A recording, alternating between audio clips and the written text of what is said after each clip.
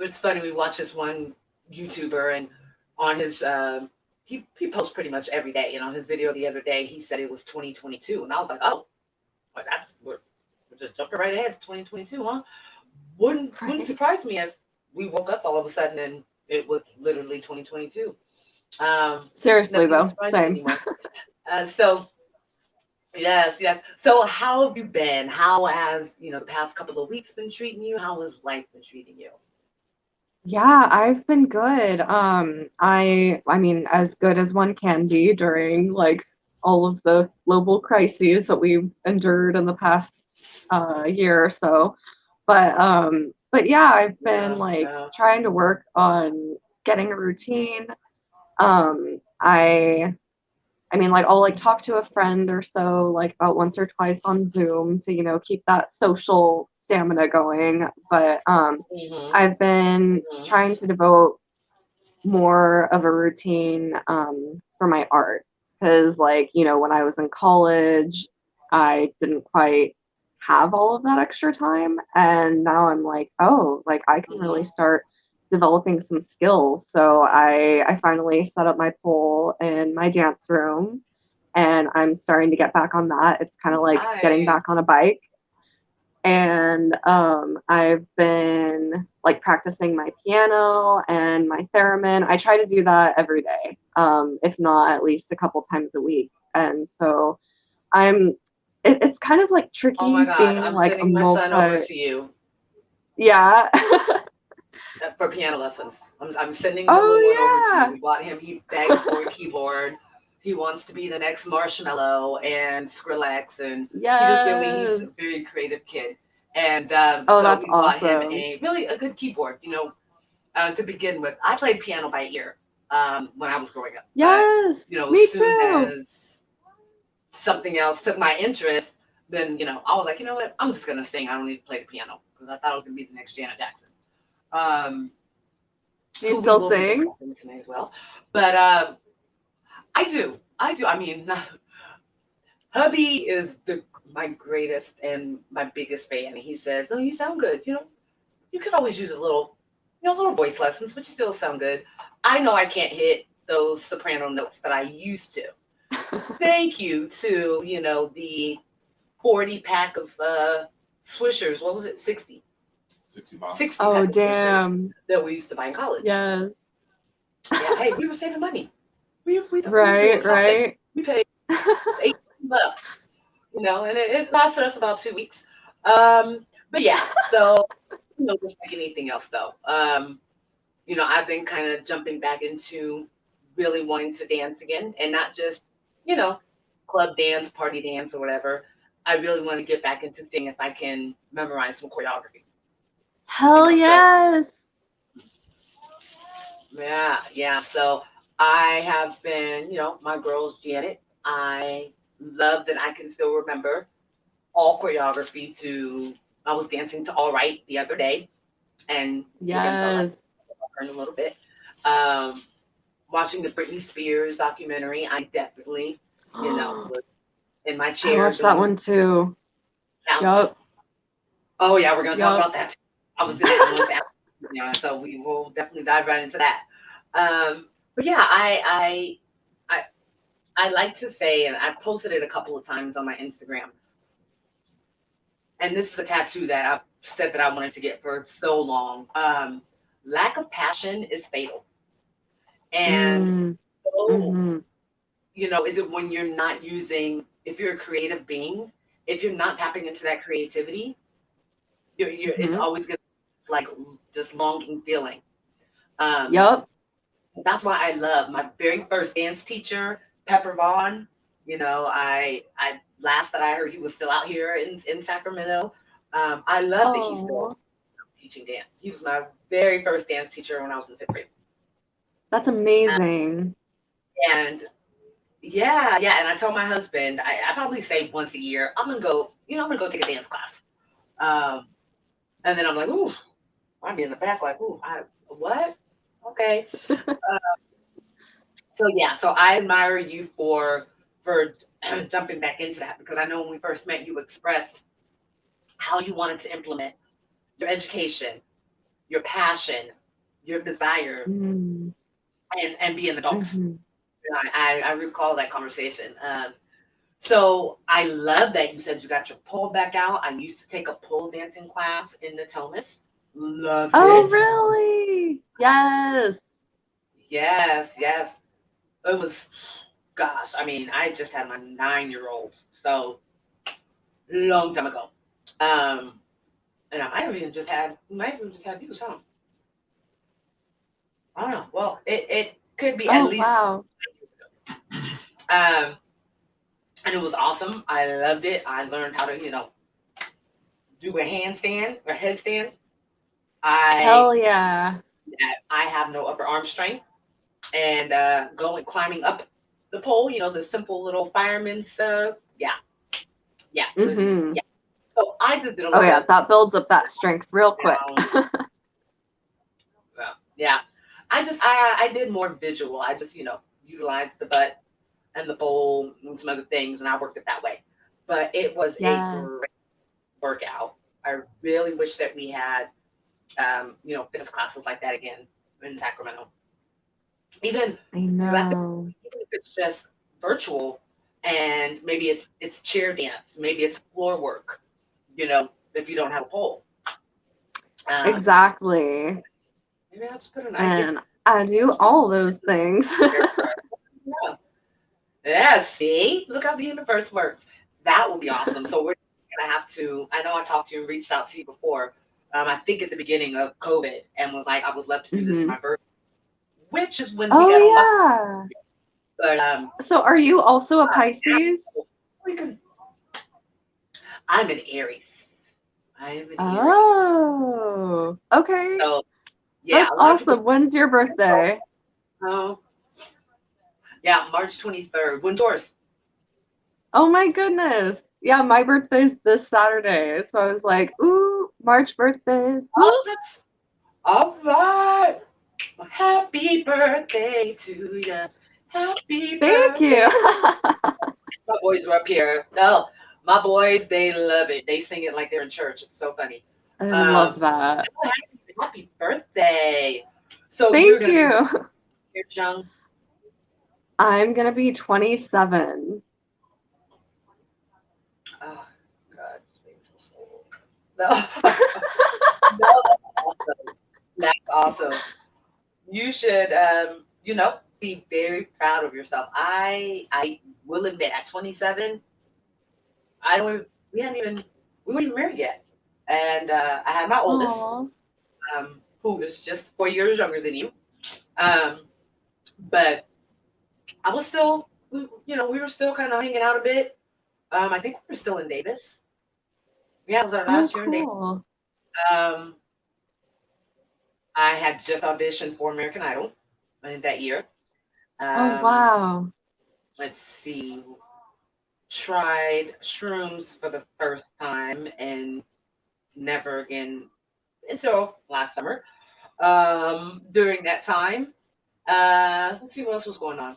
Oh, I was creating. I was doing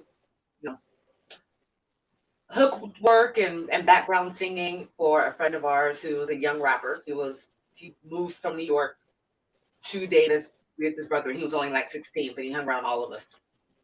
Shout out to Dang, Malik. that's Uh, awesome. yeah, so I was creating back then. And actually now I Hell think yeah. about it, I have a entire notebook full of songs and poetry.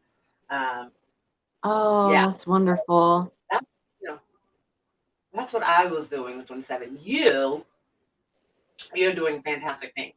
You are providing empowerment and inspiration, and you're gonna provide a little education for us this evening as well. Um, so Yeah.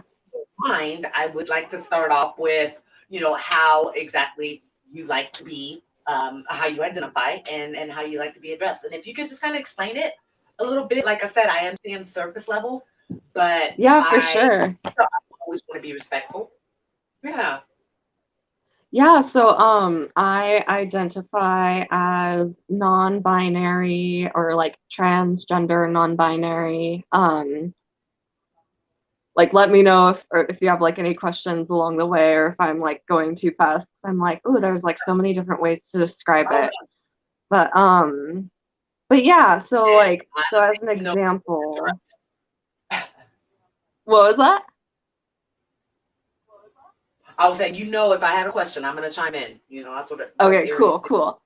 Go right ahead. Yeah, so I guess like as an example, like if somebody is like born and like the doctor assigns them male or female, and then they grow up and they're like, I was born male and I still to this day identify as a male. We refer to that as cisgender. And transgender has become sort of an umbrella term for anybody who does not identify with the gender that they were assigned at birth. And so it means like different than or like transcending. And a lot of the Oh, times when people think of transgender, they think of somebody going to the opposite gender. So that's kind of where the binary comes from.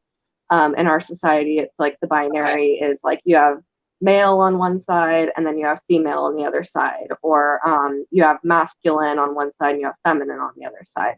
And so for some Okay. transgender people, and like I'm speaking on behalf of like my own understanding, my own experience, so like Mhm. I'm not like Yeah, the you're not speaking for the community. yeah, this Yeah. isn't like the end all for everybody. Yeah.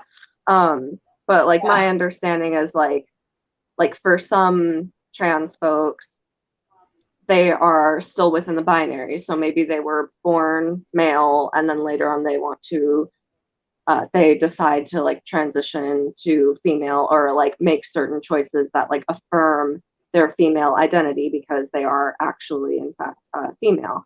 But then for some folks, they don't identify with the gender that they were born with, but they don't necessarily feel like either side of the binary fully describes them, and so that's where non-binary comes from. And so for me, like growing up, um, and like especially like growing up in a very like conservative Christian household, gender roles were kind of strictly enforced, and so it was like, oh, you're a cute little girl, so we're gonna dress you up in like frilly dresses and like socialize you as a girl. And that's kind of another thing about gender that just sort of like blows my mind, is like when people take it to extremes like that, it's sort of like the moment that people know what genitals their baby's going to have, it's like whether on a conscious or subconscious level, that determines how they're going to socialize that child, how they're going to like respond to their emotions. Like for example, like it's more acceptable for men to be angry, but even to the point of like aggression or violence, but then like it's more they can't cry. And like it's more acceptable for women to cry, but oh, they're just being over emotional, or must be that time of the month. And it's like this information will determine the way that like some parents dress their kids, the interests that they allow them or encourage them to pursue, and all sorts of things. And that's like to varying degrees. But yeah, so I was very kind of like aware of like, oh, because of the way I was born, it's expected of me to dress this way, act this way, sit this way, which like I'm having to address in yoga now. I have all these like hip issues from sitting like a lady for Oh, years. But um uh-huh. but yeah, and so when I was in like dance classes, like I've been dancing since I was like 3 or 4, like as long as I can remember. And I always just kind of felt like this imposter syndrome, not for being a dancer, but like it made me very aware of my body, and it made me very aware of like other people's bodies. And like I would just have this weird like anxiety that something about me would be found out, or that like I didn't completely belong there. And it's like I didn't have Yeah. the language to describe that. And then on the other half of things, like whenever I would do things that maybe had like more masculine characteristics, or if I wanted to explore things that were considered more masculine, I was very quickly like discouraged for it, or laughed at for it or things like that. And so it was like, oh, like that's not okay. You were prayed for, right? You were What was prayed that? for. It was like an extra. I said you were probably like prayed for. That was like an extra visit, to church service. Yeah, and like and that was kind of like another thing too. Like I didn't necessarily get like prayed for, but like something that I experienced a lot too was like not being allowed to like consume content that was created by like queer people. So like I also identify as queer in regards to like my sexuality. And I also like played piano at a young age, and it was like I got discouraged from listening to Queen or Elton John because they were gay. And so that also caused me to internalize a lot of messages about. Yeah, I mean, and that like music is everything, and those are right. talented, Yeah. especially piano players. If you Right. as a musician, as a singer, you always want somebody that you can kind of look up to, and especially playing the piano. Oh, absolutely. Yeah, that kind of that had to be pretty rough. When did you kind of come to the realization? When did you have the strength to have the conversation with your loved ones and those that you felt like you needed to, and express yourself? So like I kind of like repressed a lot of that stuff throughout high school. Like I got into a very like serious heterosexual relationship at a pretty young age, and we were like childhood sweethearts up until college. And then I just sort of repressed a lot of like my gender confusion at that age too. I kind of like overcompensated and like I don't get me wrong, I love makeup, I love being pretty and being feminine sometimes, but like I sort of felt like it was something I needed to do. And so when I got into college, I decided to join the Rainbow Alliance at my school. And I was still in the closet. I was very much like an overly enthusiastic, like cis straight ally, which the other people, like some of them were kind of suspicious of me, and I understand that. But well, especially if you go to college. Did you go to school locally or did you go away? Yeah, I went to college locally, so it was still in like a really conservative, like Placer County is super conservative. And so yeah, right. And so I started to kind of like reawaken these parts of myself when I did drag for the first time. We had student faculty drag shows for Pride Week. And then in the summer, we would do a fundraiser at the local gay bars for the committee that our school had. And so that was like the first time that I really had like that permission to dress as a different gender. And it was so liberating for me because it was like, oh, like I get to do these traditionally masculine things, but then I can also put like my own feminine spin on it. And it was like part of it felt very affirming, and then another part of it felt like really like naughty and like sexy and stuff. And so at first it was sort of like oh, this is the only time that I'll really get to like do this, is like for these special events. And that's kind of a thing about drag, like it is an art form. And so it's like there are some people who are trans, there are people who are non-binary who do drag, there are people in the trans community who find drag offensive, and then there are cisgender people who, and like straight people who do drag. So it's not necessarily indicative of that, but for me it was. And so then I kind of started like exploring with other things. I remember when I cut my hair, that was shortly before I broke up with my childhood sweetheart, which I feel like the haircut is always kind of like a big sign that someone's going to do something big in their life. Yeah. It's like the first step, shedding, it's kind of like you're shedding your skin like a snake, Yeah. Probably it's the thing that you can let go of because it's going to grow back. It's the easiest to. versus, going in like getting a boob job or doing something crazy, something like that. Yeah, But exactly.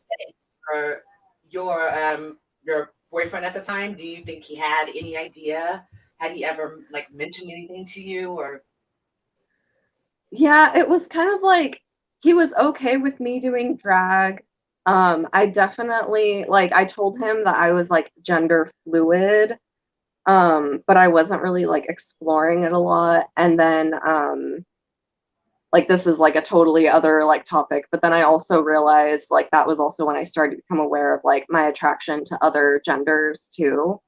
And he was like Mhm. supportive of it, but like naturally like I wanted to explore it for myself because I'd never had that opportunity, and he wasn't okay with that. And that was kind of like another realization I had about myself, was that I'm also polyamorous, which means that like I experience love for multiple people at the same time, and it's possible to explore that in like ethical, consensual non-monogamy. So it's like Yes, it's yes. not just like, oh, I'm not going cheating on anybody, but like Mhm. ideally it would be like, okay, like I love this person and I love this person too, and we all maintain communication and all of that kind of thing. But I haven't really had the opportunity to explore that much yet. But yeah, I Well, just kind of started like you'll have to come on exploring my with like,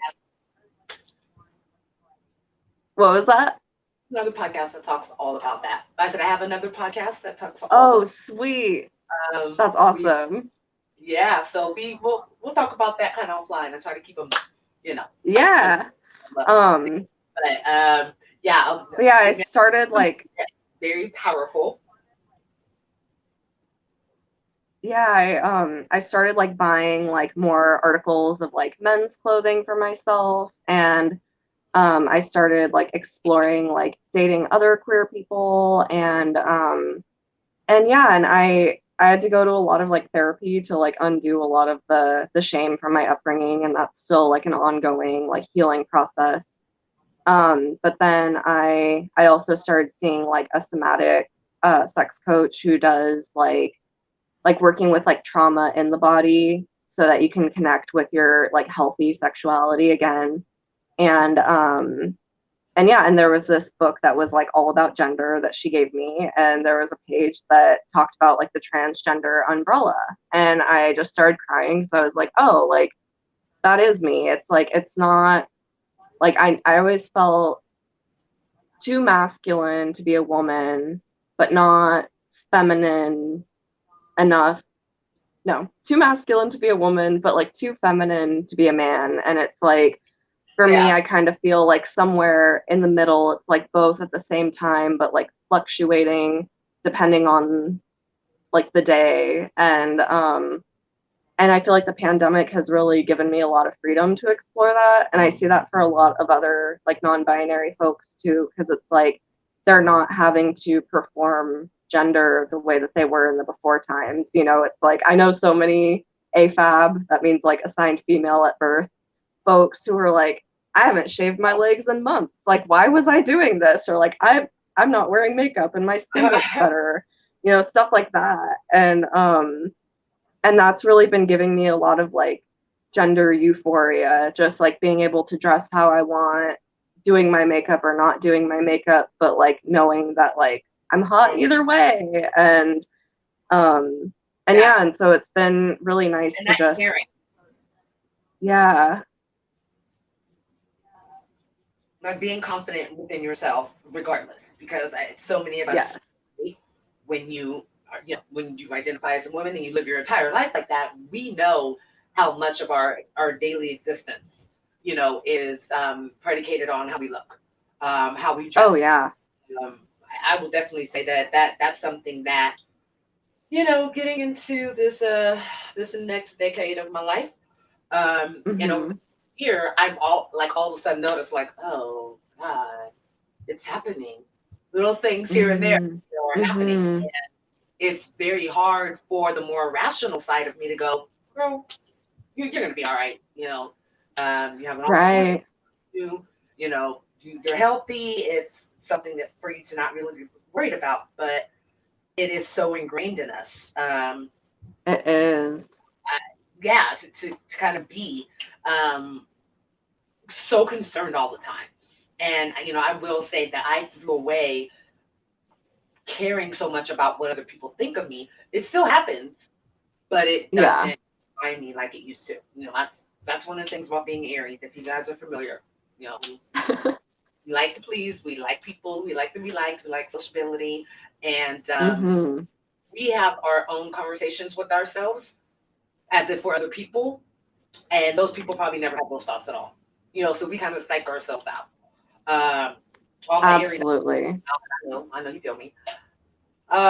So yeah, well, we were just kind of touching the iceberg. I do want to kind of come back to your story, but I do want to get everybody into their spark and salutation. So I'm gonna go ahead and twist up in here.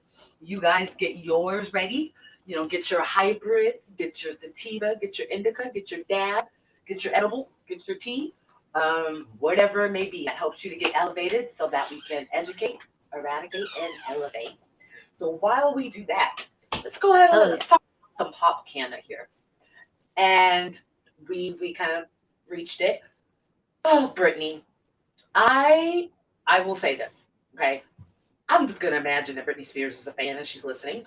Brittney, I apologize because I took part in all of that 2008, 2007, 2008 kind of fall down. I love that you were with Kevin Federline because I thought it was cute. But I also was like, oh, she did the kind of same thing that I did. I went and kind of got somebody that my parents and nobody really likes. And I was living my own life. Go ahead, Brittney. I was super excited for her about that. Now, prior, I definitely was Team Justin. I was like, how dare you cheat on Justin with Wade Robeson? But I have had a lifelong crush on Justin Timberlake since the Mickey Mouse Club. So yeah, I was being a little petty. Oh, I had a crush on him when I was a kid too. Oh my goodness. Oh man, first of all, I love Chase, who was on the Mickey Mouse Club prior to that group with JC and Ryan Gosling and Carrie and Christina and all them. And if anybody watched it, yes, laugh. He was a total ginger, red freckles, red, like probably had to stay out of the sun. Oh yeah. But Chase could dance, sing, and I love me some Chase. 5th grade, my best friend was here. She would emphatically push me off the microphone and tell you the story about how we had to write a 2-page story. My story was 25 pages front and back, and it was about me getting in an accident on my bike, and then all of a sudden I was on the set of Mickey Mouse Club. Oh my gosh. That is amazing. It was fire. And I remember we were in 6th grade. I remember watching my classmates is she serious right now? I am reaching the, you guys consider this. See what happens next. But yeah, so back to Miss Brittney. So yeah, I loved her and Justin. I definitely was like, girl, you are nobody's virgin with Justin Timberlake. I played the whole rhetoric that the narrative that she was placed under. Seeing this documentary, I was like, holy shit, all the girl wanted to do was sing. Yep.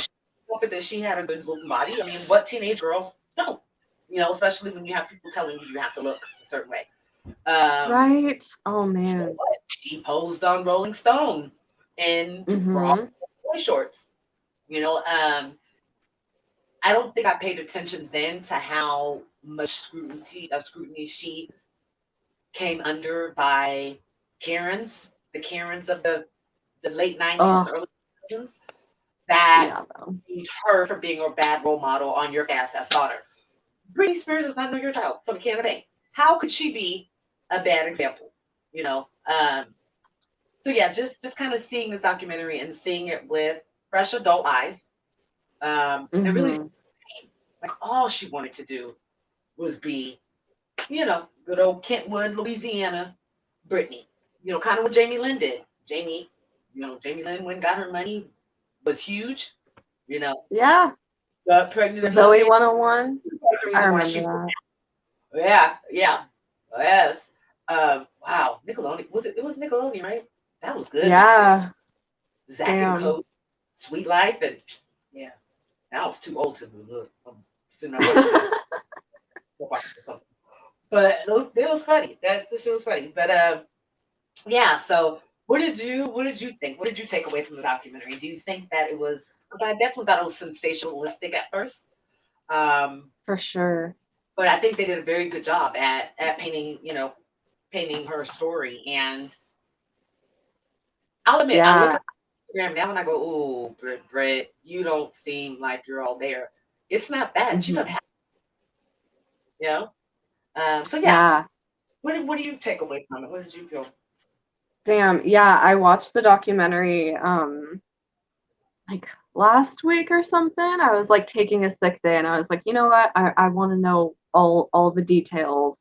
And it's like you always kind of like figure that like there's like sketchy stuff going on in Hollywood and all that, but like I never Oh like paid yes, enough attention or like took enough time like researching it to be like, wow, this is what it's like. And it sounds cheesy, but like part of yeah, it was kind of like ruining my childhood in a way, but like in a good way. Cause like for me, especially as somebody who's an artist right now, it's like when I was a kid, I would like dream of being like Britney Spears, and it's like well, I yeah, think a lot of kids feel that way, like they want to be like their favorite pop star or rock star. And just seeing like the way that the paparazzi would like harass her, seeing the way that like her dad exploited her, and like you were saying about like all the yes, Karens, like the way that like all this pressure that they're putting on this young girl who just wants to sing and dance and be a pop star, like putting this pressure on this girl to like be their role model, like, or like being angry because they think that she's a bad role model to their kids. It's like, you're the parent. Like, don't, well, if you're that mad about her, don't let your kids listen to her. It's like, my parents actually, like, my yeah. first sex talk was being told that Britney Spears sings about sex and only married people are allowed to have sex, and that's why it's bad, and that's why you're not allowed to listen to her. It's like, Oh my gosh, Brittany's like, it's oh shit, like, like I had nothing to do with it. right? Wow, And so that, it's like the parents have the that choice. And so, and just being like, wow, this is what fame does to people. Like, this is what people deal with when, like, this is like the reality of that, like, glittery dream. And it's like, it just makes me like sad, because it's like she's so talented and it's like you could tell that like she's intelligent and she has like a good heart and that like when she was talking about like when she was in control, like I could just feel like her empowerment, yeah, you know? And then to see that like yeah, like like the media just trying to like destroy her image. It's like people hate seeing people successful, so they just want to destroy them, or they're an angry Karen or a jealous Karen. And so they want to like put them down. And then just seeing how her dad took over, like that's something that I'm learning about like oh, multiple Disney stars right now. And it's just super disturbing to me. Like it's super disturbing and creepy. Like Amanda Bynes, that's a whole other topic, but like oh I went my down god, the yes, yes. Oh, so disturbing. watch that downfall too. I mean, like I said this the other night, the Boondocks podcast, which we'll talk about in a second here, guys. Give a little shout out to my secondary podcast. Mm. But look, Perez Hilton, we actually share the same birthday. I actually started a blog Oh, called the Pop Passionista because I was like, oh, I could do that, but I was gonna be a little kinder. yes. Here, Petty LaBelle, especially during that time because we had e-news. We still had like extra and entertainment tonight, which I don't see why anybody watches those things now, but they do. Um, Right. that was our internet. That was how we found out about things. And we were only told what they wanted us to know.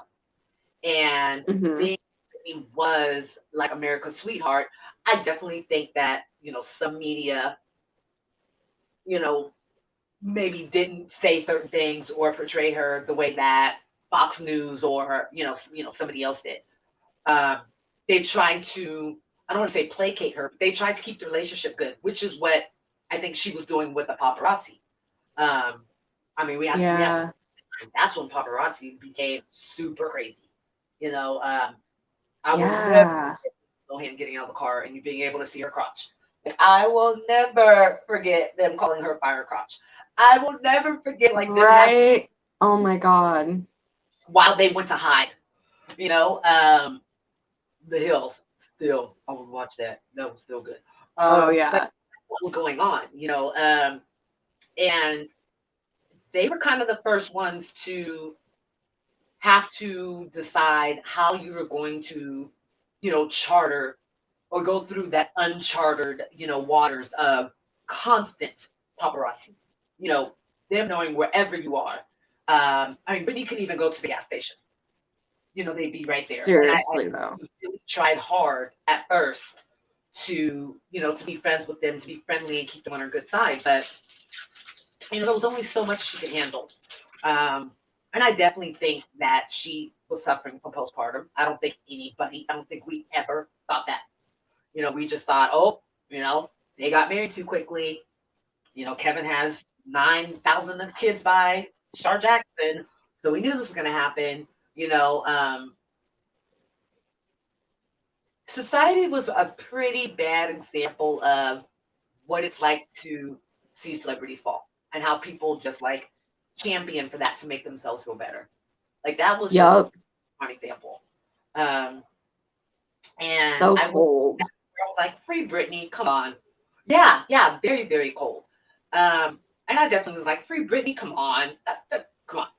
But, seeing the background behind it, hearing the attorney that she tried to hire, then seeing that woman attorney who was like, I can't talk about anything, and then hop, skip, and a jump, who's back on the team, the legal team for her dad? Her. Yup. Definitely some things going on there. And we never knew about their contentious relationship either. We never knew that he was a horrible drinker. The media didn't cover the parents of the stars like we do now. Yeah. And I mean, all the signs just point to it, him having financial issues and, kind of being uninvolved until she started making money. Yeah. That one when she was doing, she had the black wig. She was the really hot guy was her. Huh? Brittney. Oh my God. It's not an S, right? Huh? The video? I remember the video you said. Are you talking about the music video? Yeah. She was behind the scenes of the video, and MTV basically, was a PR stunt. They wanted everybody to see that she was okay. And they did, kind of behind the music, MTV did back in the day. And you could just really see how contentious their relationship really was and how much she wanted to tell him to go jump off the nearest bridge. It's kind of sad because that explains her relationship with Kevin. It explains her whatever happened with her and Justin. So I am all free Brittney. I'm really mad that her dad is the reason why she doesn't have residency and why we can't go see Brittney perform right now. Seriously, though. Yeah. And that lets you know, how unhappy she is, though. She's refusing to do what she's purposed to do because her father is taking advantage. So. Yeah. And it's it kind of opens up this whole can of worms about how I don't know, people are just constantly trying to regulate what women do. And it's just because it's we I don't know if there's any male celebrities that have had this, but it's first Brittney and then Paris Hilton being sent to that boarding school, and then Amanda Bynes and her dad having a conservatorship on her, and then everybody's oh, they're just crazy, and it's are they though, or are y'all just treating them terribly and controlling them? Maybe this was brought on, because most bouts of bipolarism or schizophrenia, it's triggered by, a major event or something very traumatic. And Hmm.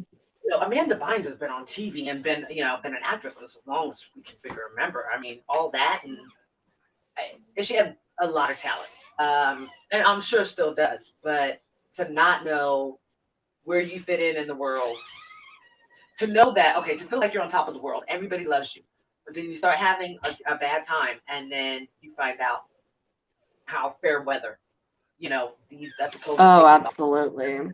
Justin Bieber. I hated when they just like dragged Justin Bieber through the mud, and I was like, what were you doing at the age of 18 to 21 with no Right.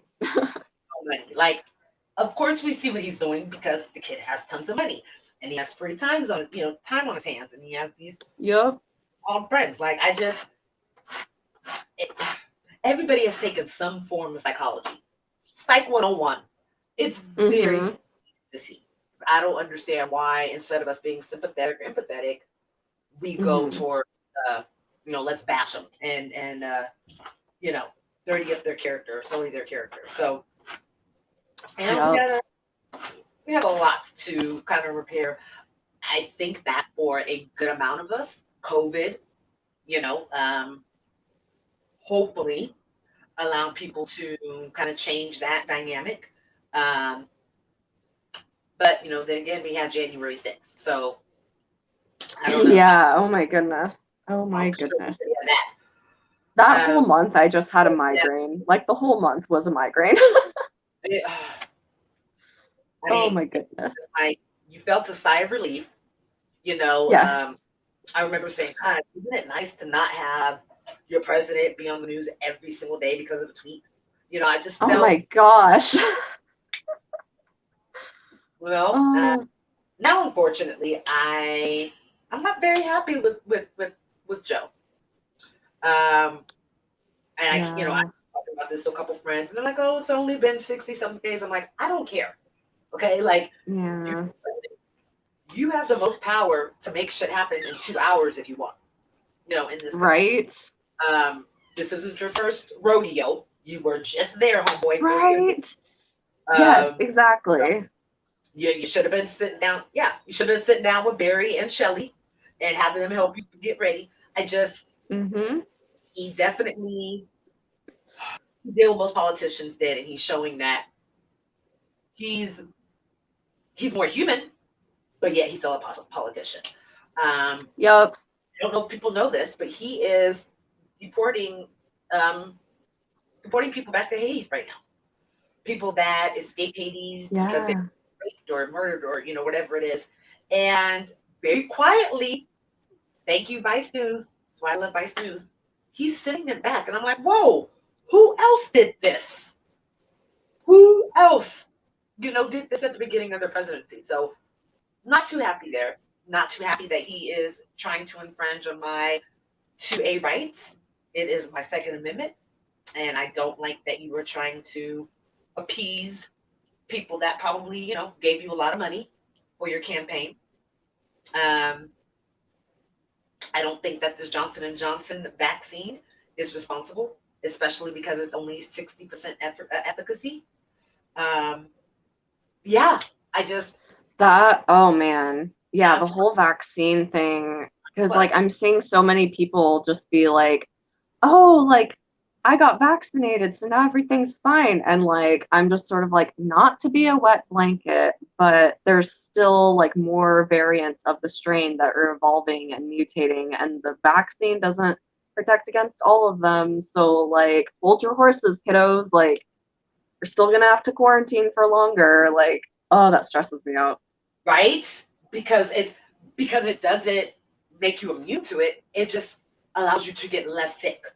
So we're not going to have Mm-hmm. an influx in ICU.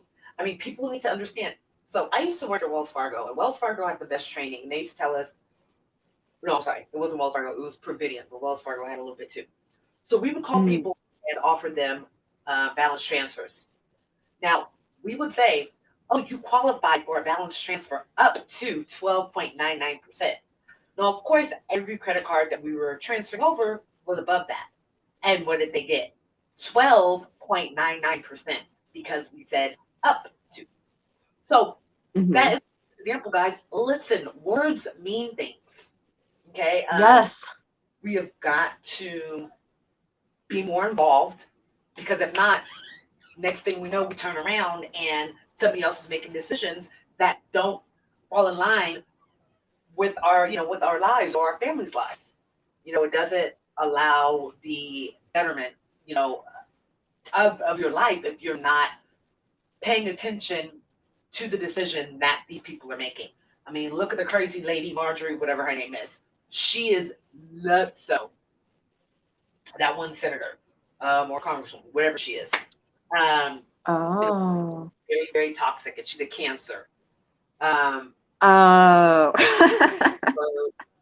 her neighbor, her neighbor in the offices, her daughter is transgender, and she comes out of her office and puts up a sign. There are only two genders. Oh. That's their There are only child. two genders. Trust the science. Oh yeah. There's only two genders. Trust the science. And if you guys don't, please go watch SNL from last week. Oh my god. Oh my god, they do a skit with her on the Weekend Update, and it's hilarious. I'm gonna have to look that up. I've been out of the loop about that. So yeah.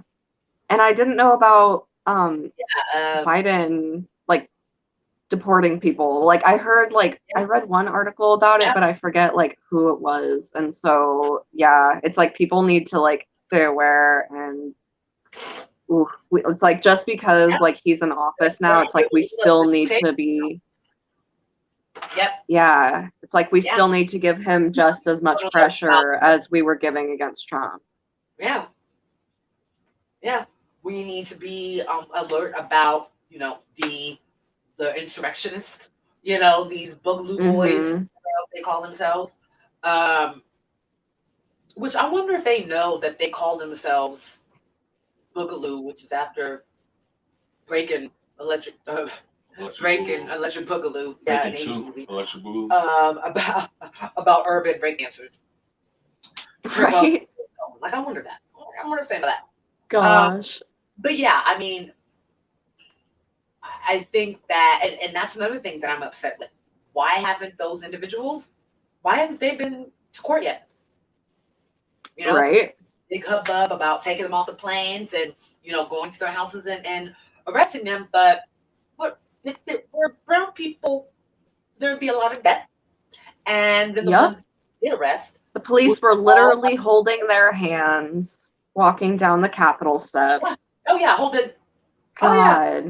Gates open for them and high-fiving them and taking pictures, taking selfies. Oh my God. Scares me because that lets you know these are the individuals that are set to, protect and serve.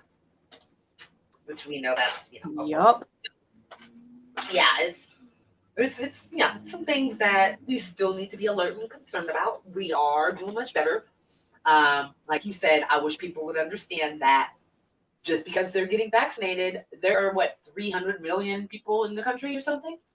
They're all going to be able to get vaccinated, and people are going to want to go on their vacations this summer because they're tired of staying home. They're going to want to be at the clubs. They're going to want to be at the lakes and each other's faces. Like the first time we had a pandemic, it lasted 3 years. Okay, unfortunately, our country, we're pretty bad at repeating history. And we really are. Better, and and what we do is we remix it. It's not exactly the same. We just put a little spin on it. But yeah, I mean, it's just like I said, much more to be aware of. That is why hubby and I have definitely just been very passionate about our new hobby, which is owning firearms and training ourselves. Good for you. Yeah, I saw your Instagram video. I was like, damn, that's awesome. Yeah. To say that we purchased a few would be an understatement, but yeah. Hubby's still waiting for a lot of his. I got mine. All mine are nice. The way. But yeah, still learning, still, we went to the range yesterday and there was a guy in there shooting like the loudest shotgun ever. So I was like, you know what? I can't. Damn. I can't. I will watch you.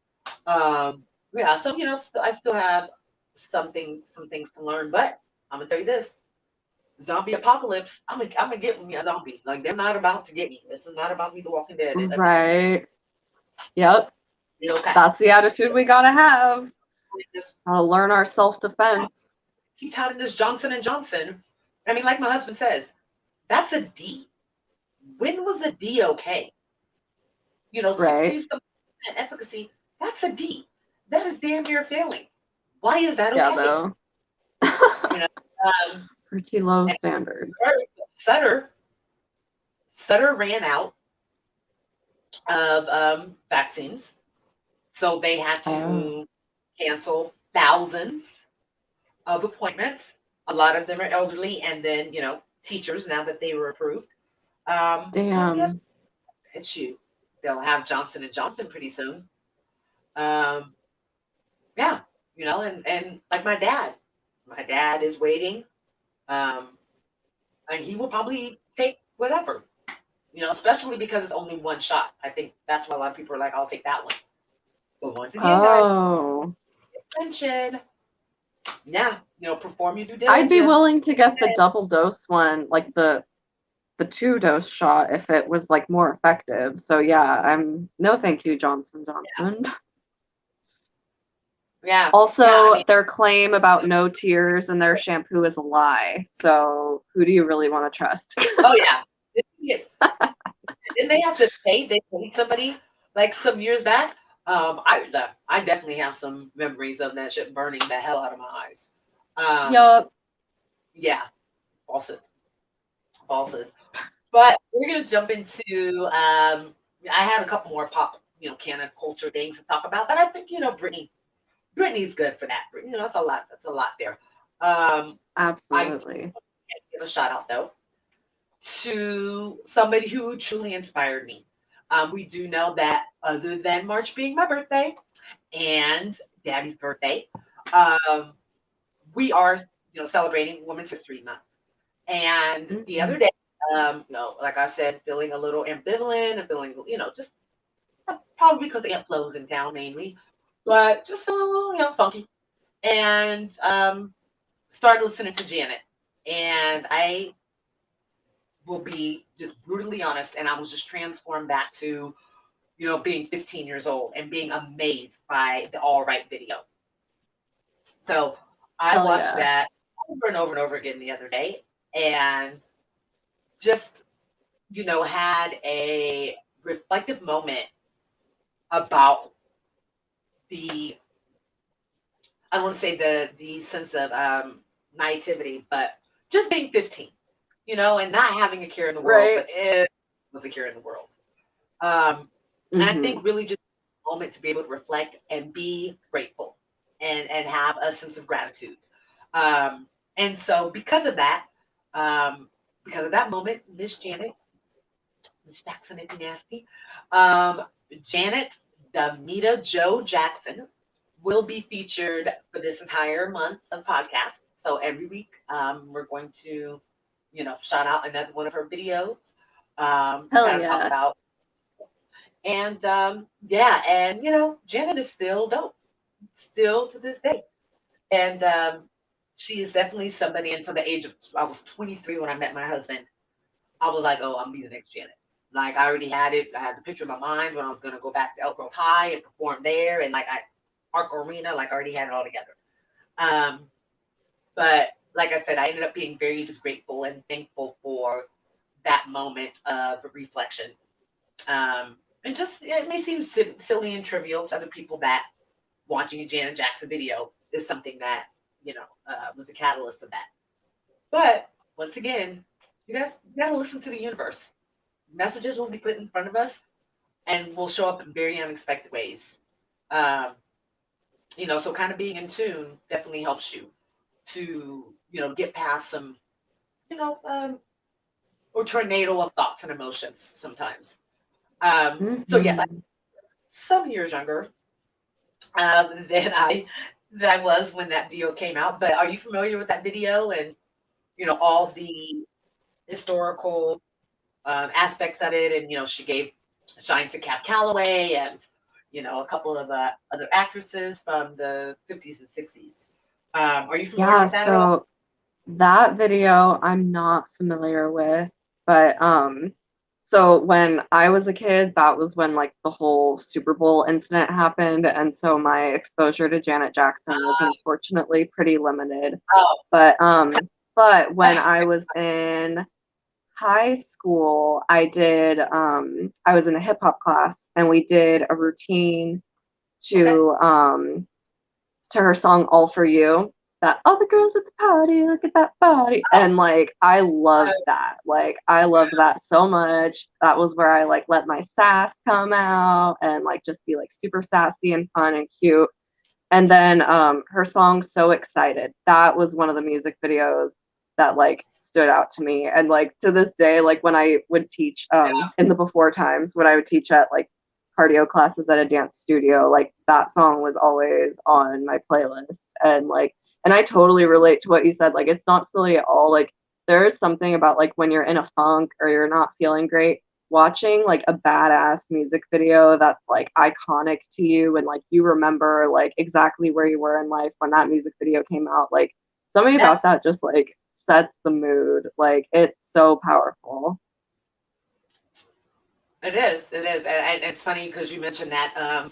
I was in Rhythmical Madness, which was our dance group at Elk Grove, and That's awesome.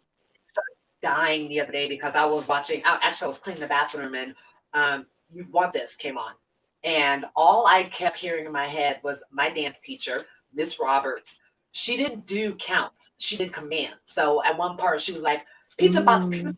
box, cross, dancing, dance," and I just remember, like, I could hear it as clear as day, and I was just cracking up because I was like, "What happened to 1, 2, 3, and 4, 5, 6?" But she did not do this.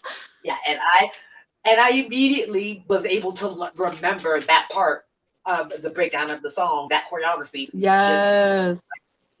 pizza box, cross, cross. Yeah. So, and that video, Janet was fire. I mean, Oh you know, yeah. went up.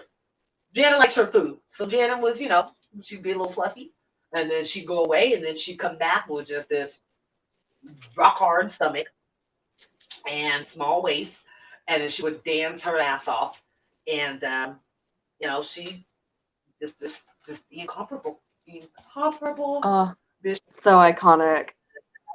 you know yes, and you know I I don't care because I'm not afraid of the beehive. There is no way that somebody can tell me that Beyonce is a better performer than Janet. Is she? If we're talking about the times, yes, because of technology and more money and things like that, maybe Beyonce is able to put on a better,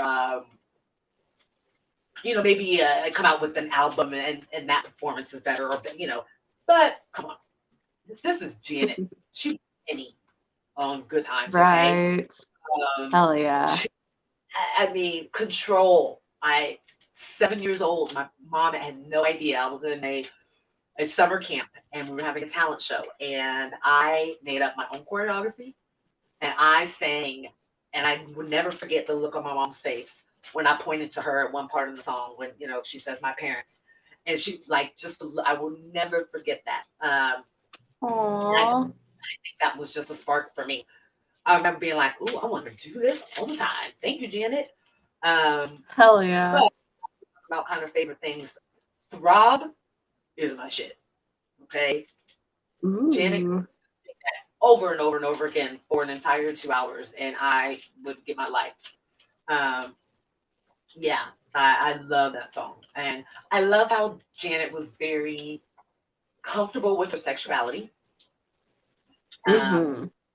and how she expressed that, and I think that helped me, especially after I don't like to say being a survivor or victim, but after having an experience in high school, it definitely instead of that doing damage to my budding and developing sexuality, she kind of helped me have control of that and to understand the Yes.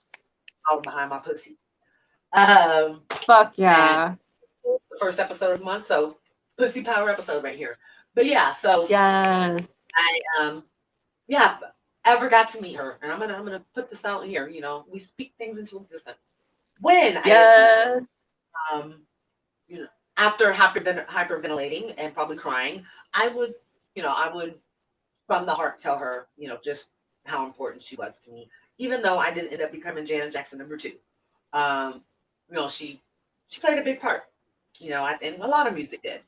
Um, Hell yeah. so we will be talking about her again the next few weeks, guys. So now that we're on that topic, and I want to kind of get back to, what it is that you do now. That let's just take a trip back down memory road here. When we first met, you came to an event that I used to host for Elementa, which was a Mhm. those who identified, as women for cannabis knowledge. You came to my event, and then we scheduled some time to meet after that. And you were so vulnerable and honest, and Aw. I mean, just open, that right away I knew that you felt like I was the one that could help, even though you only knew me from 2 hours of being at an event with me, and talking through social media. It was a powerful meeting, and hubby may not remember, but I came home and talked about it like incessantly, and I was like, such a cool person, like, oh my god, I hope Aw. I listen. Yeah, and I remember what it was like, to be going through a journey and Mhm. going through a transition because you were finishing college, you were starting to get off out on your own, but even more so at that time, I think your true feelings were manifesting. So you were Mhm. kind of with, how do I live my life and kind of reconcile with everything that I want to do, and you also wanted to implement cannabis, like a kind of a cannabis lifestyle into your pursuit. So yeah, so Yeah. kind of pick up from there. What steps did you take? I know you said you started doing, kind of hanging out with the community, our local community here, and I know you were kind of pretty close with the was it the Sacramento? What's the name of the organization? Oh Oh, goodness. it was like sex positive, and Oh yeah, yeah. Sex Positive Sacramento. Well, there you go. That's why those words popped in my head. Um, Yeah. yeah, shout out to them because I was gonna go get trained through them as a sex educator, but thanks COVID, so Oh, I know, I'm gonna right? shout out to them. Yes.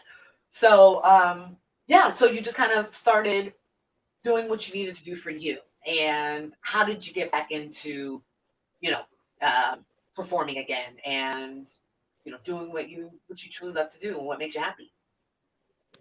Yeah, so it's been an interesting time. Goodness. Like I've been sort of in and out of the cannabis industry, and when COVID started, I had left my office job because it was soul crushing and I hated it.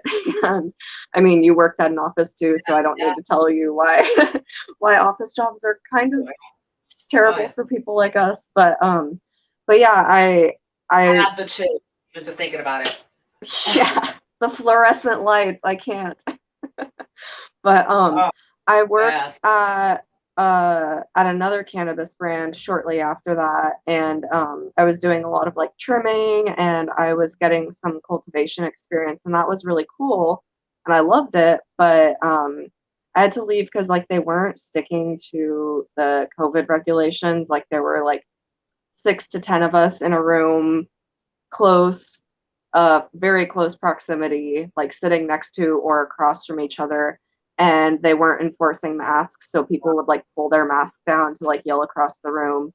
And then something that I noticed was like all of like the black and like employees of color started leaving, and then they started bringing in a bunch of these like buzz cut, white GI Joe looking kind of guys to replace them who had no background in cannabis. They worked at like Apple or, you know, like some other big brand before that. And I was like, you know, I can't. Like, I saw this happen with like another brand that I worked with, and like, you know, I can't be like risking my safety and then I don't feel good working for a company that's like clearly not treating all of their employees with like the respect that they deserve. And so I left. So now I'm doing like independent contract we work. saw a big part of that. Oh, awesome. Yeah. Yeah. And so unfortunately in Sacramento, a lot of our community, and when the businesses started and the brands started, you saw the good old boys.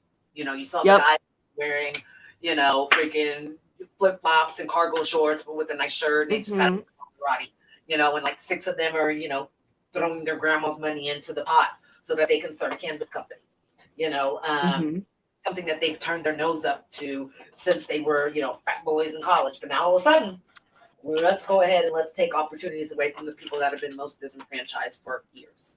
And I know when we met, I expressed that with you. I expressed that a lot of my motivation was to change the, you know, the diversity, or to bring diversity. Our city's way too diverse, and we have a lot of talent here, and we have a lot of individuals that, you know, unfortunately have been victims because of the criminalization, you know, of cannabis. So we really needed a change, and thank you to people like Brandon Bolton and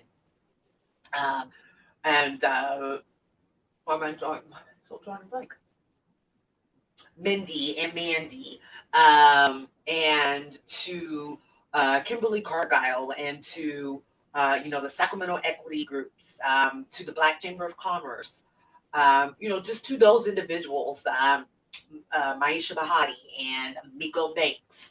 You know, we have some people that are really groundbreaking, and you know, we had to do some political work. You know, we had to have a talk with the city's leaders and let them know we see what's going on and it's not too equitable. Hold them to checks and balances to make sure that the equity money that we receive is used in the right way. You know, so we went through our growing pains of creating equity program, which helps to, you know, create our cannabis, you know, local cannabis industry. And, you know, I think it's doing pretty good. We just got a cookie store. I'm not a dispensary, you know, shopper.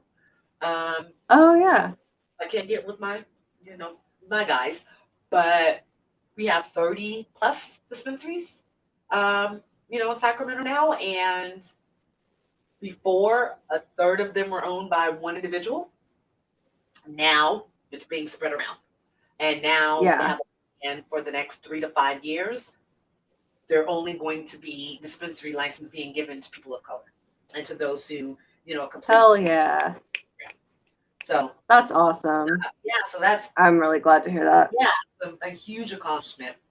Yes, huge accomplishment. So, so you know, you were kind of in the trenches, you know, during that creation of like the cannabis industry, the you know, the 9 to 5 side, you know. And like you said, now you have been blessed with becoming a sense of an entrepreneur, and that's awesome. Right? It's awesome. Thank you. It's still very much in like the baby stages, and so I have to be patient. You know, it's like some days are easier than others, some months are more difficult than others, but at the same time, it's like worth it. And it's like, even when I'm struggling, it's like, oh, well, do you want to get your cushy office job back? And I'm like, nope.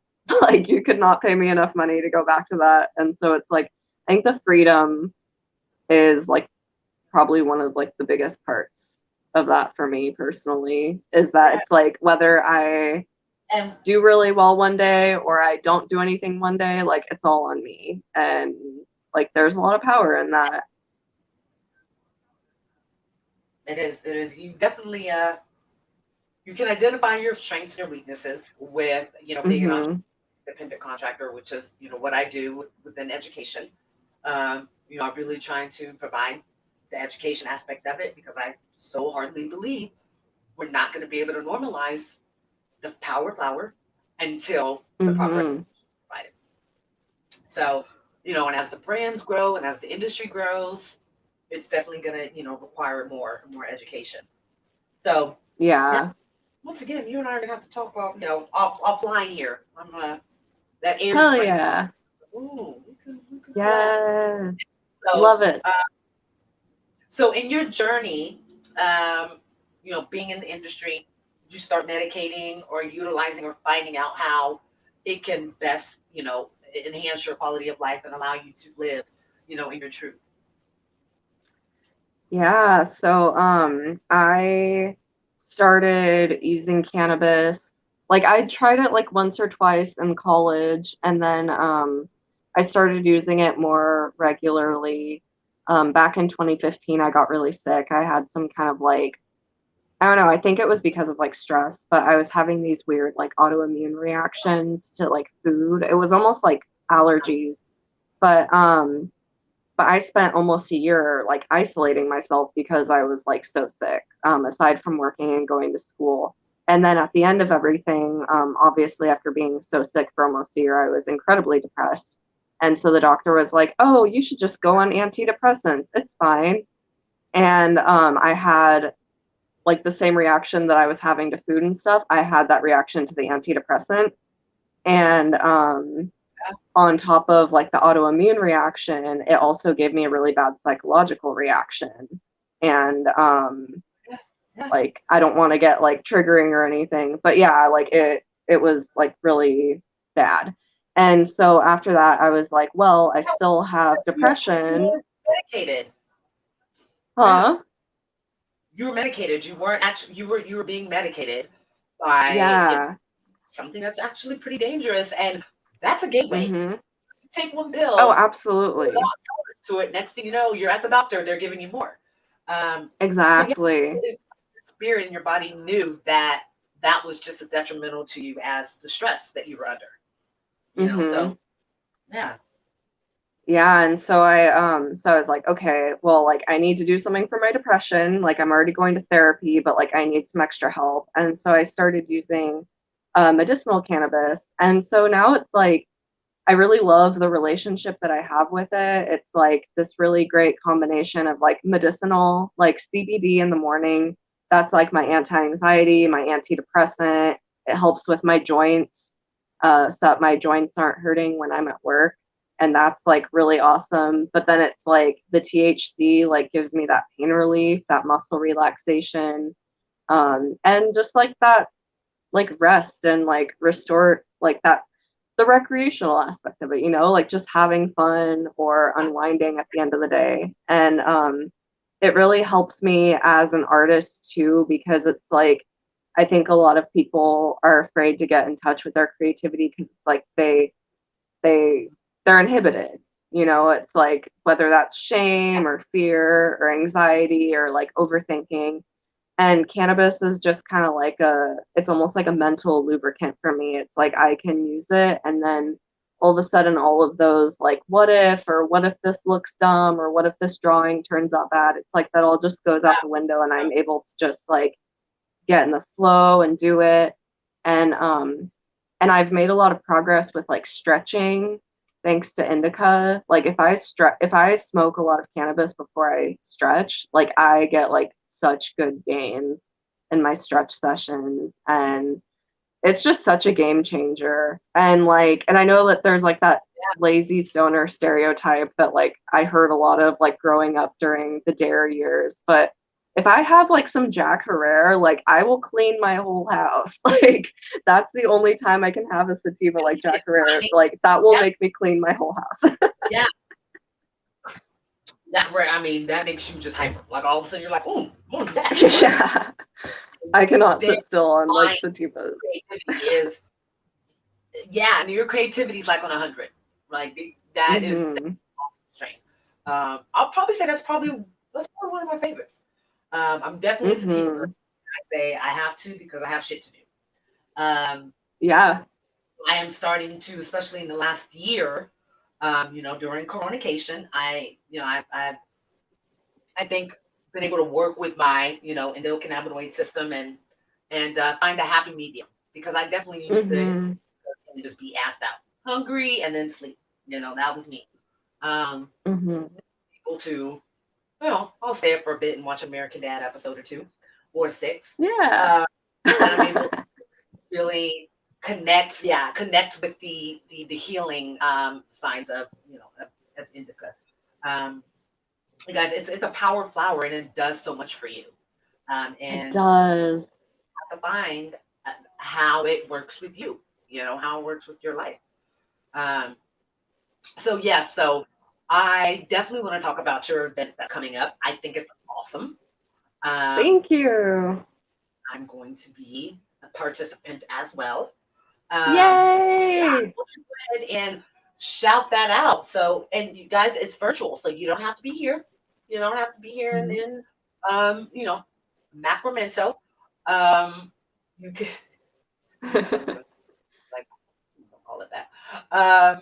Yeah, so take part in this, but yeah, go ahead and explain what this fantastic Yeah. So I just during the winter I like to take a little hiatus from teaching and performing and stuff, but that has come to a close. So I have a couple weeks and months worth of play shops and dance classes coming up. And so this Sunday, March 7th at 6 p.m. is going to be the first. Starting off this season right, I wanted to start with a class that I'm calling. Am I allowed to swear on here? Oh yeah, yes. Okay, cool. Please. It's called Dance Like You Fuck. And basically, like the reason why I wanted to teach this class is because in the before times when I taught at a studio and when I would do performances, I would hear people coming up to me and being like, I'm not sexy, I'm not graceful, you make everything look so sexy and graceful. And when I try to dance, I don't look that way. And I think a lot of people associate like being sexy and like owning that sort of like body language as like something that's like a talent or like something that you just have, but like the truth is like everybody is capable of like tapping into that power, and it's all about practice, like having a self-love practice for yourself, and it's all about mindset. And so I'm going to be teaching some of my favorite not so much like dance choreography, but I'm going to call it like sensual, mindful movement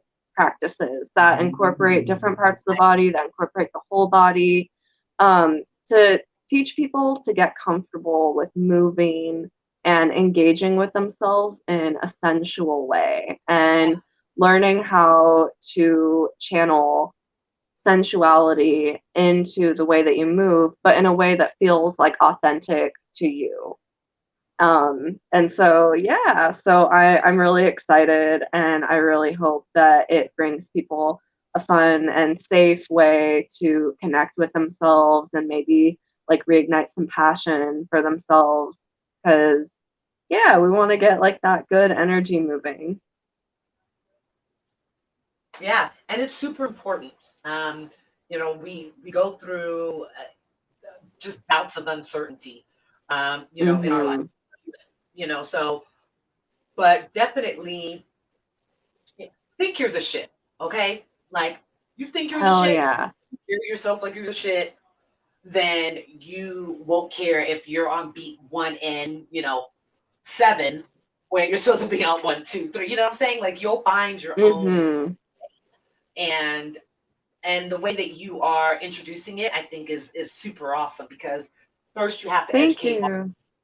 Let's get comfortable with yourself first. So Yes. precepts and the foundation that you're providing is going to be so helpful, and I'm excited. I'm excited for you to get some Thank feedback. you. To really have an impact on others. I'm super super excited, and I why whenever I see your post, I hear 9-inch nails. I don't know why. Yes. Oh my God. That makes me so happy. Every time I'm just like, this was Yes. Yeah, that it's pretty fire. If you guys don't know, I mean, I used to say when I met my husband, I was like, oh, when I have my time at being a stripper, just because I want to try it, the song that I'm Yes. open is 9 Inch Nails. Yes. What is that? Yes. Introduced him to it. And then Kings of Leon came out with their, years later, which is Mhm. good. So those two, people would be a little surprised. Like, what is this black girl up there doing? What is she dancing to? Yeah, I would break down, into some Cardi B or Make the Stallion because you have to. I'm But so yeah, here for this. I would throw all the ones at you. I'd be in the front row, like, yes, work it, MaryJayneMaven.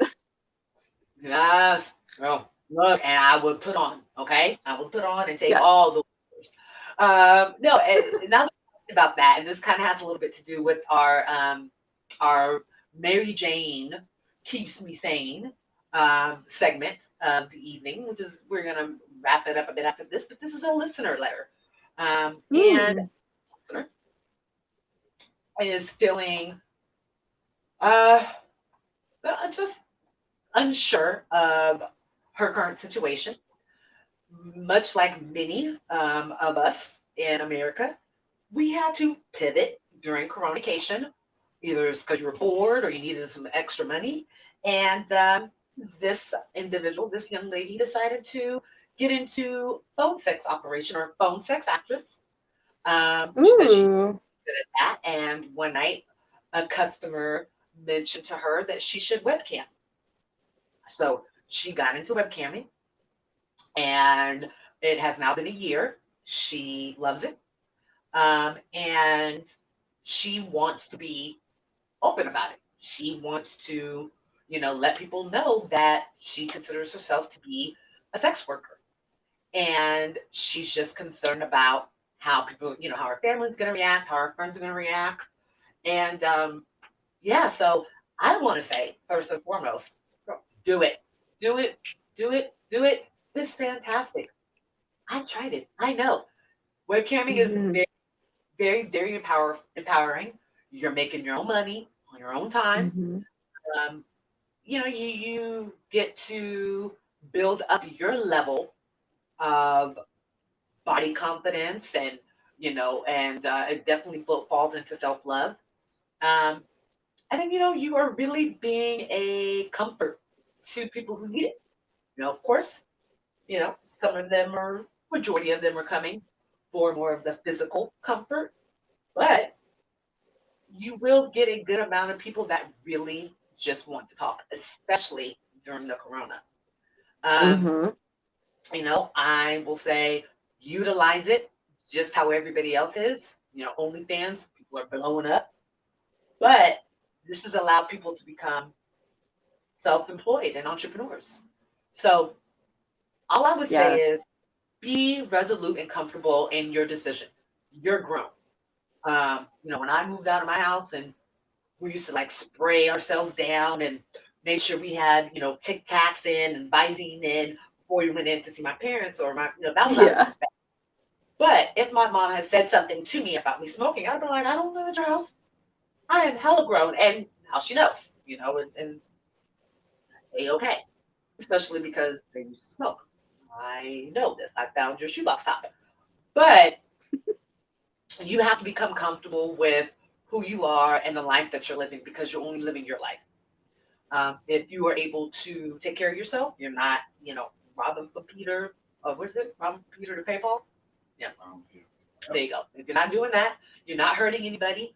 Um, and you feel that it's, enriching who you are and your development as a human being, do it, you know, um, grow with it. Make sure that you have merch, maybe. Make sure that you sell Snapchat, accounts or whatever it may be. Just if you're gonna dedicate to it, do it, full out. And thank you for letting me know which site you're on because I will come visit you. I will. So, what would you say, to this very, very inspirational woman, this goddess, who Yes. to her pussy power and using it appropriately? But what kind of advice, if she was one of your clients or customers that came to your event or attended your event, what kind of advice would you give? Yeah. Yeah, I would just be like, like if this is something, it's like she's already been doing it for a year. It sounds like she's established in it and she finds a lot of joy and empowerment from it. And it's like no matter what you're doing, no matter what kind of job you're doing, it's like if you get that power from it and that self-sufficiency from it, then like go all in. And it's like I don't know what her family is like. And so it's like the only concern with like coming out to family about something like that can sometimes be safety. Some people are not accepting of sex work. And so, but it's like if she's living on her own, self-sufficient, she doesn't have to worry about them like kicking her out of the house or anything. In their rooms. Yeah. And so, I mean, like, that I got from her. I'm saying the just that I got from her letter is just that, her family, it's wrong because of religion, which I think 85% of us here, so yeah, that's what I kind of picked up off of, but yeah. And and that part can be tough. And so it's like, and I mean, like that's kind of where like boundaries come in. And it's like, you get to decide who you decide to tell, whether it's like your friends, whether it's like your social media presence. And it's like, sometimes like breaking it to them in person might be more helpful if you're worried about the possibility of them finding out another way, like stumbling onto it on the internet. And so just being prepared for a response either way is helpful. But other than that, it's like, go for it. I mean, like this life is short. And I think like my philosophy is like live deliciously. So that means like live life to the fullest, whatever that means for you, as long as you're, being safe and not hurting anybody. But it's like sex work is work and it's valid. And I think that this pandemic has really opened up that conversation for a lot of people to realize this is a legit way that people support themselves and make money and make a living. And that is real and valid, and it needs to be respected just like any other job. And so I think that there's a lot of power in just stepping into that authenticity. Exactly. And so, yeah, it's like if you choose to do something, just own it. And I wish you the best, and I want to support you on your social media. Right. Yes. So I will. I'll send that over to you. Sweet. Offline. But it's what's so funny is that the same people that point the finger are the same ones that get caught. I mean, like the last couple of years, how many politicians were caught? How many? Oh my gosh. Were in the oh my gosh, what was that one website? Oh, the like sugar daddy or baby sugar babies or whatever. Yep. How many were there? How many right now are tiptoeing, telling their wives that they have a trip to take, but yet they're calling, the escort to come over. It's, or like I said, who's watching Pornhub in the middle of the night, hush, with the volume down.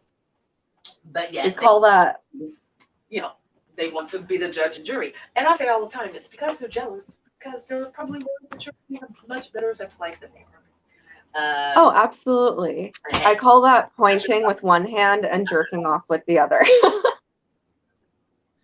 Oh, yeah. Oh, I love that. T-shirt right there. Right. I think that's awesome. So, yeah, so I will, she just wanted to give me a weed name. So we're gonna call you, let's call you Indica. All right. So Indica, that helps.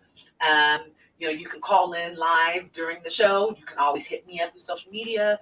We can continue this conversation in any way that I can be of any help, because I know how it is to kind of come into your own and to be okay with that and to just live out loud, and hell yeah, unapologetically. So, so I'm excited to, see you twerk, girl, see you work it out, whatever it is that you do. I mean, you could be reading Shakespeare, who knows?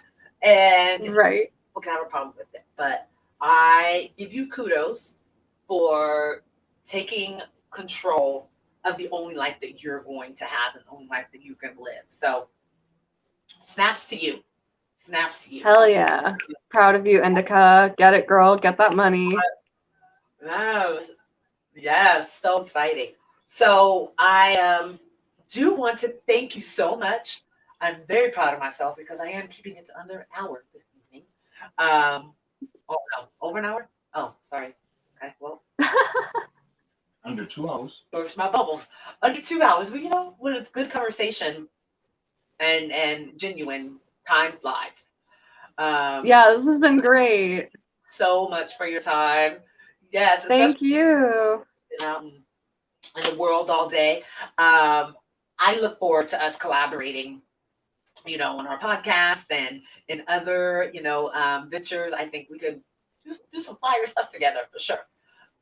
So we Yes. definitely, be staying in touch there. And once we get everything, all the audio up, I will send you links to that, tag you on social media and all that good stuff. Yay. Thank you so much for being a guest co-host on the Menage with the MaryJayneMaven podcast. You guys can follow Dabby on Instagram, and that's going to be at Dabby, Dabby, period, right? Yep. Yeah. Longlegs.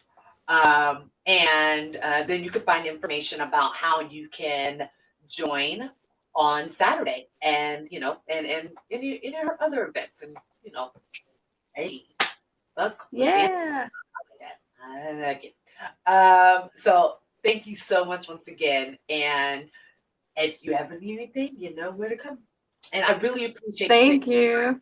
to share your personal story and to provide some clarity, so I don't sound like Thank you so much for letting me share. I really appreciate that. Yeah. Yeah. I think everybody needs that, the clarity. And the thing is, don't be afraid to ask. I think that's where the dissension comes, where people, don't understand why somebody wants to be identified a certain way. Yeah, I think just ask us. Just, very simple. A fun way that I like to help people remember my pronouns, since they're they, them, and I love aliens, is I made up the term theylian. So there you go, listeners. A fun way to remember they, them pronouns. Hey, people are going to be, there's going to be t-shirts, there's going to be hashtags now. Yes. Any way that we can kind of spread the knowledge, so Yeah. I encourage you guys a couple of hours of awesome edutainment. It's always my divine purpose to educate, eradicate, and elevate. I do want to give a shout out and want you guys to make sure that not only if you haven't liked and subscribed to this podcast, and if you have, then go over and subscribe and like to the secondary podcast that I am a part of a panel on, and it's the Boondocks podcast, where we discuss a episode and we draw the parallels of how it's still relevant today. That show was out 2004, 2005, and it is just as relevant as it was then. Probably even more so to certain situations. So I have a lot of fun with my family there, and you guys definitely join us there. And keep your ears open, because pretty soon you guys are going to be able to listen to me on another pod as well. And make sure that you guys pay attention for our You and Your Little Friends game night. And please go also subscribe and support Dabby's podcast. And why don't you go ahead and share the title of that and where they can find your podcast? Yeah, my podcast is called Enheightened Living. So it's like enlightened, but with an H. And you can find that on Spotify, Apple, wherever you find your podcasts. Awesome. Isn't that so awesome to see, when you Google yourself, your shit comes up and it's like, oh wait, I'm on Google Podcast. I'm on iHeart. Yes. Podcasting is an awesome platform, and it is definitely I think awakening a lot of creators out there, and Absolutely. podcasts, good Lord, so many. But that's what makes it fun. That's what makes it fun, guys. So thank you guys so much for joining. We will see you next week. And next week, we actually are going to have another diva, another canon diva that I actually met through Twitter. And so she's going to be coming on, and she's in Florida. So we're going to be taping a little earlier, but she's going to come on and she's going to teach us how to make your own mood rocks and some other, educational aspects of how you can utilize the flower power. And I'm also going to share my recipes on how you can make your own intimacy lube and how you can make your own topical. So definitely join us. Follow me on all social media. Give me a shout out. Thanks, guys. I appreciate you. Love and light to you all. Bye. Yay.